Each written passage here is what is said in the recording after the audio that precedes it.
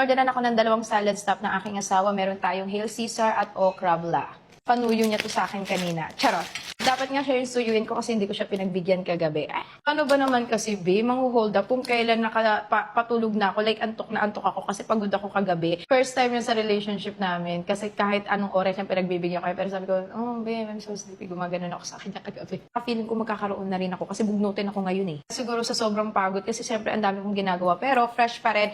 Eto, nagtimpla ako ng coffee. Of course, may kasama yung pure collagen. Napakaganda ng skin ko dahil dito sa collagen. Like, day by day. Tignan nyo naman, glass skin. Pero kain tayo.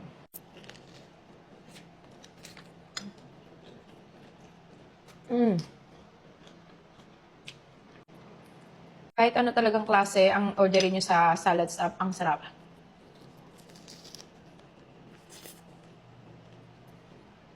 Tapos kaninang umaga, walang mahanap na schedule yung asawa ko kasi gusto ko talaga manood ng Michael Jackson. Na parang nainis ako. Sabi ko, gusto ko talagang manood. Syempre, busy din siya, busy din ako. Pero wala talagang masyadong schedule ng gusto namin. So, naalala ko, meron din pala akong gagawin.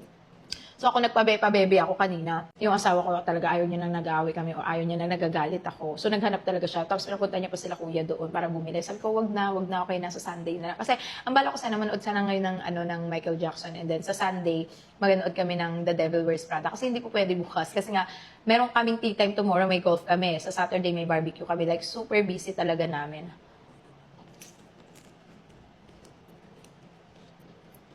Tapos sa gabi pa daw siya naghahanap ng schedule, wala daw talaga siyang makakuha. Ako naman, ewan ko, parang gusto magpabebe kanina.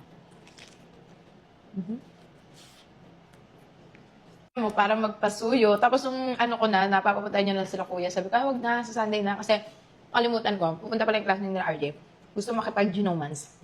So, okay na ako sa Sunday. Tsaka yun, niyakap niya ako, oh babe, don't be upset. Enjoy. I'm gonna watch on Sunday na lang. Kasi, kaming mapili talaga na yung schedule. And then yung isa meron sa ATC. Ayoko naman ng sinihan doon sa ATC. Kaya, plan ko mag-live ako ngayon after neto. May asawa ko kasi sobrang bait niyan, guys. Sobrang kahit wala namang problema. O yung parang ako gusto ko lang minsan magpabebe. Sinusuyo talaga kanya.